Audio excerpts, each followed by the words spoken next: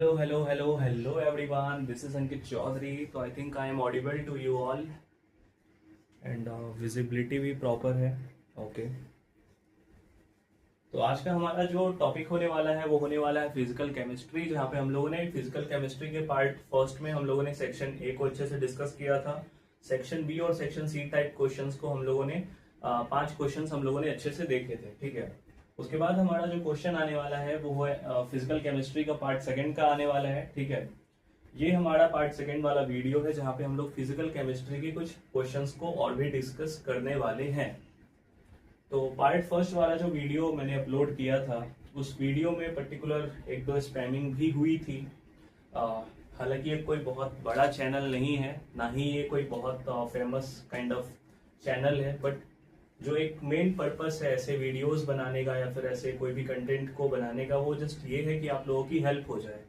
क्योंकि पर्सनली इतना पॉसिबल नहीं होता है कि हम आप सबको मतलब सेपरेटली बता सके या रिप्लाई कर सके. That's why I use to create a video on YouTube जिससे आप लोगों को डायरेक्टली हेल्प हो जाए. ठीक है. तो let's ignore all the bullshits. Physical chemistry part second में अगर हम बात करेंगे तो हमारा जो क्वेश्चन नंबर 6 है वो ये आने वाला है कि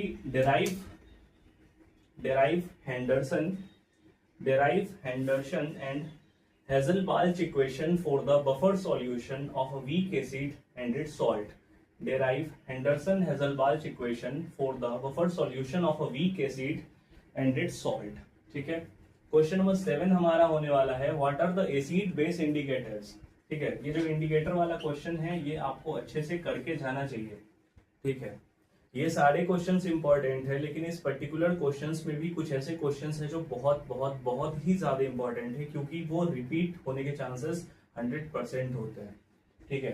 तो हमारा जो क्वेश्चन है एसिड बेस इंडिकेटर वाला, इसके रिपीट होने का चांस 100% है. ये आपसे कैसे भी पूछ सकता है, लाइक किसी भी काइंड ऑफ क्वेश्चंस में क्रिएट हो जाएगा. आपसे पूछ दिया जाएगा इंडिकेटर क्या होता है, या फिर पूछ दिया जाएगा एसिड बेस इंडिकेटर क्या होता है, और उसके साथ साथ आपको बताना है explain Ostwald and quinonoid theories of indicators. ठीक है. और उसके बाद एक बहुत फेमस क्वेश्चन ये भी है, हालांकि रिपीट होने के चांसेस इस बार उतना नहीं है, बट फिर भी ये वीवीआई है, क्योंकि साइक्लिक रूल जो है एक इंपॉर्टेंट पॉइंट ऑफ व्यू से आप लोग देख सकते हैं, पढ़ सकते हैं. हाँ. उसके बाद जो हमारा क्वेश्चन नंबर 9 है, अगर हम क्वेश्चन नंबर 9 पे बात करें तो हमारा क्वेश्चन नंबर 9 है right the behaviour of real gases at. पहला कंडीशन है हमारा लो प्रेशर, दूसरा कंडीशन है हमारा हाई प्रेशर, और तीसरा जो थर्ड कंडीशन है वो है in case of gases like H2 and He. ठीक है. क्वेश्चन नंबर 10 है हमारा derive Kirchhoff equation for the effect of temperature on del H and del U. ठीक है. तो ये भी आपका एक काइंड ऑफ क्वेश्चन है. उसके बाद अगर हम बात करेंगे तो बोलेंगे Maxwell law of distribution of velocities. तो ये हमारा ओवरऑल क्वेश्चन नंबर 11 तक हमारा ये डन है. ठीक है.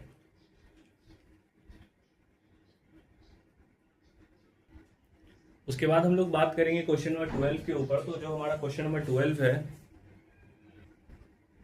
हाँ, तो क्वेश्चन नंबर 12 है हमारा what is law of mass action give the significance of equation constant. What is law of mass action give the significance of equilibrium constant. My apology.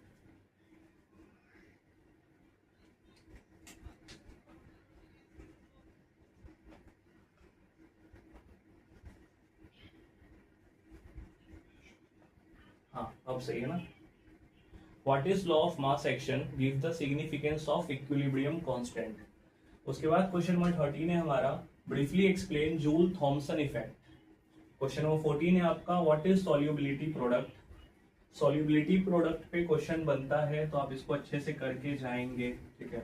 What is the law of corresponding state of non ideal gases.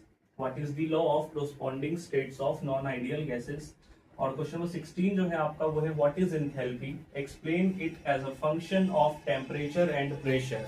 That is हम ये कह सकते हैं sir enthalpy क्या होता है, इसको explain करिए as a function of temperature and pressure.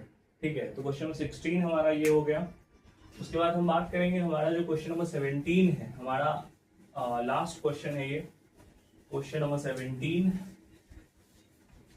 तो क्वेश्चन नंबर 17 के ऊपर अगर हम बात करेंगे तो क्वेश्चन नंबर 17 हमारा क्या है, क्वेश्चन नंबर 17 है हमारा state and explain first law of thermodynamics. State and explain first law of thermodynamics. ठीक है, मतलब इसमें हमें बताना है और एक्सप्लेन करना है फर्स्ट लॉ ऑफ थर्मोडायनामिक्स, और साथ ही साथ हम लोग को ये भी बताना है and also give its limitations. ठीक है, साथ ही साथ हम लोग को इसके लिमिटेशंस पे भी बात करनी है।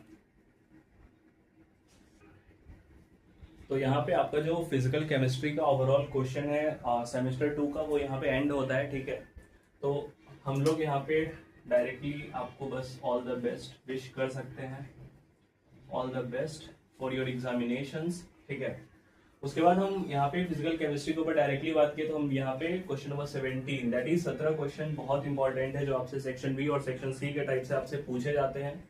ठीक है, तो ये जो पर्टिकुलर क्वेश्चन है सेक्शन बी और सेक्शन सी आपको डेफिनेटली करके जाने चाहिए, और सेक्शन ए करने का मेन मोटिव आपका ये होना चाहिए कि आपसे छोटे छोटे क्वेश्चन जो है वो स्किप ना हो, जिसकी वजह से आपके एक नंबर या 2 नंबर कट जाए। ठीक है, तो यहाँ पे हमारा फिजिकल केमिस्ट्री का पोर्शन होता है एंड। ठीक है, and the last but not least आपसे जस्ट एक बात कहनी है, और वो ये है कि अगर आप किसी का सपोर्ट नहीं कर सकते हैं तो आपको किसी को डिफेम करने का भी कोई हक नहीं है। तो प्लीज़ आप चैनल पे किसी भी तरीके की स्पैमिंग